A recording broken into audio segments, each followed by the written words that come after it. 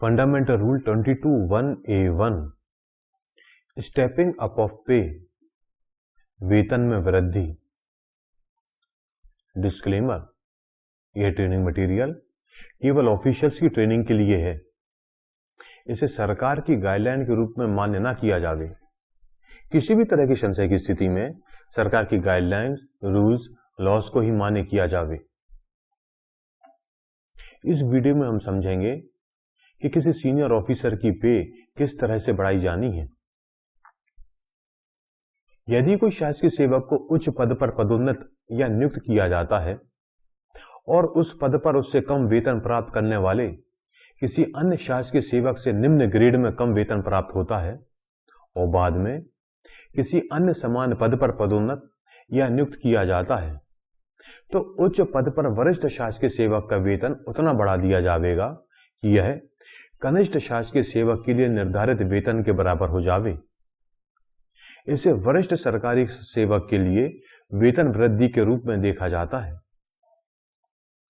वेतन में बढ़ोतरी कनिष्ठ शासकीय सेवक की पदोन्नति या नियुक्ति की दिनांक से किया जाना चाहिए, बशर्ते कनिष्ठ और वरिष्ठ शासकीय सेवक दोनों एक ही संवर्ग से संबंधित होने चाहिए और जिन पदों पर उन्हें पदोन्नत किया गया है वे एक ही संवर्ग में समरूप होना चाहिए।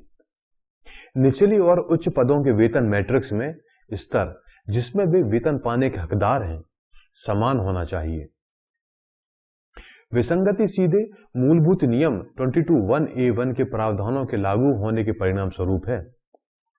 अर्थात यदि कनिष्ठ अधिकारी मौजूदा वेतन संरचना में वरिष्ठ की तुलना में किसी भी अग्रिम वेतन वृद्धि के आधार पर अधिक वेतन प्राप्त कर रहा है, तो वरिष्ठ अधिकारी के वेतन को बढ़ाने के लिए इस उपनियम के प्रावधानों को लागू नहीं किया जाना चाहिए।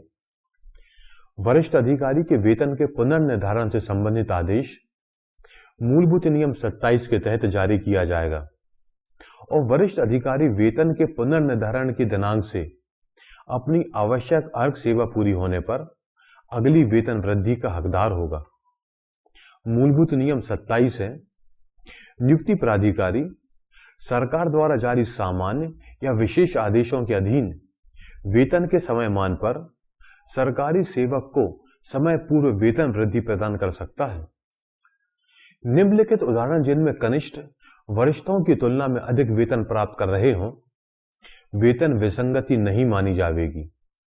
ध्यान दीजिए, यह वेतन विसंगति नहीं मानी जाएगी और इसलिए वरिष्ठ के वेतन वृद्धि नहीं की जाएगी। जहां एक वरिष्ठ व्यक्ति असाधारण अवकाश पर जाता है जिसके परिणाम स्वरूप निम्न पद पर उसकी अगली वेतन वृद्धि की तिथि स्थगित हो जाती है और फलस्वरूप उसे निम्न ग्रेड में ही अपने कनिष्ठ से कम वेतन मिलना शुरू हो जाता है। इसलिए वह पदोन्नति पर वेतन समानता का दावा नहीं कर सकता, भले ही उसे अपने कनिष्ठ से पहले उच्च ग्रेड में पदोन्नत किया गया हो। यदि कोई वरिष्ठ उच्च पद पर पदोन्नति को छोड़ देता है और इस कारण से कनिष्ठ पहले पदोन्नत या नियुक्त किए जाने के कारण वरिष्ठ की तुलना में अधिक वेतन प्राप्त कर रहा होता है। यदि वरिष्ठ प्रतिनियुक्ति पर है जबकि कनिष्ठ संवर्ग में तदर्थ पदोन्नति का लाभ उठाता है, तो कनिष्ठ द्वारा तदर्थ या नियमित पदोन्नति के कारण उच्च पदों पर इस तरह के तदर्थ पदोन्नति के बाद बढ़ा हुआ वेतन प्राप्त कर रहा हो तो यह वेतन विसंगति नहीं मानी जाएगी।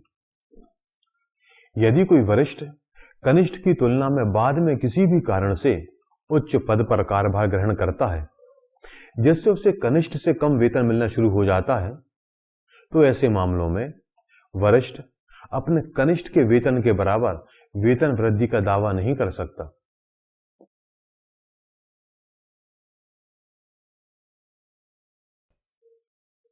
यदि किसी वरिष्ठ को कनिष्ठ से बाद में निचले पद पर नियुक्त किया जाता है जिससे उसे कनिष्ठ से कम वेतन प्राप्त होता है, तो ऐसे मामलों में भी वरिष्ठ उच्च पद पर वेतन समानता का दावा नहीं कर सकता यदि वह अपने कनिष्ठ से कम वेतन प्राप्त कर रहा हो।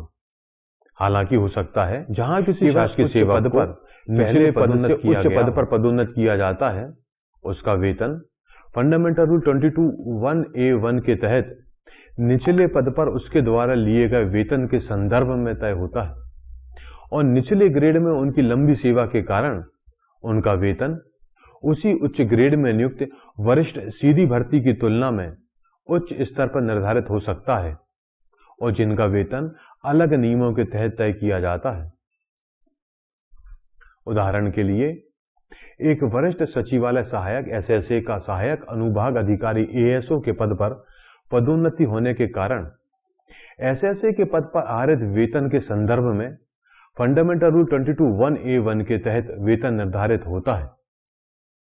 यह वेतन न्यूनतम वेतन या उस स्तर के पहले सेल पर तय किया जाएगा जिस पर एएसओ को नियुक्त किया गया है। ऐसे मामले में वरिष्ठ एएसओ डायरेक्ट प्रोन्नत कनिष्ठ एएसओ के वेतन अनुसार समानता का दावा नहीं कर सकता। जहां एक वरिष्ठ को तदर्थ आधार पर उच्च पद पर नियुक्त किया गया हो और वह अपने कनिष्ठ से कम वेतन प्राप्त कर रहा हो, जो बाद में उसी संवर्ग में और उसी पद पर तदर्थ आधार पर नियुक्त किया गया हो, तो वरिष्ठ वेतन समानता का दावा नहीं कर सकता, क्योंकि उच्च पद पर तदर्थ स्थापन सेवा प्रतिवर्ती है और चूंकि फंडामेंटल रूल 22(1)(a)(1) के पूर्ण लाभ तदर्थ पदोन्नति पर देय नहीं है, बल्कि बिना ब्रेक के ऐसे तदर्थ पदोन्नति के बाद केवल नियमित पदोन्नति पर उपलब्ध है। जहां एक कनिष्ठ को उच्च योग्यता प्राप्त करने पर अर्जित अतिरिक्त वेतन वृद्धि के कारण अधिक वेतन प्राप्त हो रहा हो। इस वीडियो में हमने स्टेपिंग अप ऑफ पे समझा। यदि आपके कोई डाउट या क्लैरिफिकेशन है तो आप स्क्रीन पर दिख रहे मेल के थ्रू कांटेक्ट कर सकते हैं। रूल्स एंड रेगुलेशन के दूसरे वीडियो देखने के लिए स्क्रीन पर दिख रही वेबसाइट पर विजिट करें। थैंक यू, धन्यवाद।